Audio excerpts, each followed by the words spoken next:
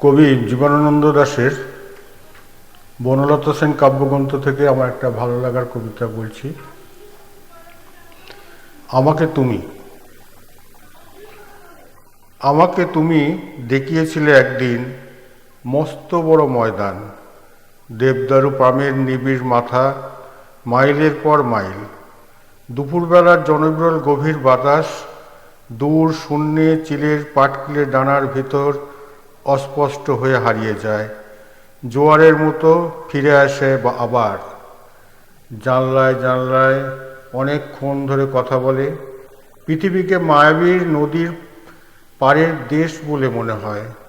তারপর দূরে, অনেক দূরে, খর রৌদ্রে পা ছড়িয়ে বর্ষি রূপসীর মতো ধান ভানে,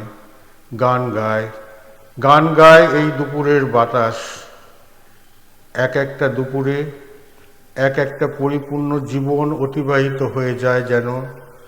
বিকেলের নরম মুহূর্ত, নদীর জলের ভিতর সম্বর নীলগাই, হরিণের ছায়ার আসা যাওয়া, একটা ধবল চিতল হরিণীর ছায়া আতার ধূসর ক্ষীরে গড়া মূর্তির মতো নদীর জলে সমস্ত বিকেলবেলা ধরে থির।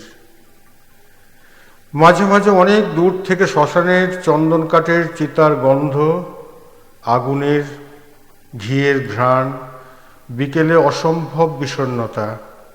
ঝাউ হরিতকি শাল, নিভন্ত সূর্যে, পিয়াশাল পিয়াল আমলকি দেবদারু, বাতাসের বুকে স্পৃহা, উৎসাহ, জীবনের ফেনা। সাদা সাদা ছিট কালো পায়রার উড়াউড়ি, জ্যোৎস্নায় ছায়ায় রাত্রি, নক্ষত্র ও নক্ষত্রের অতীত নিস্তব্ধতা, মরণের পরে পরে বড় অন্ধকার। এই সব আলো প্রেম ও নির্জনতার মতো।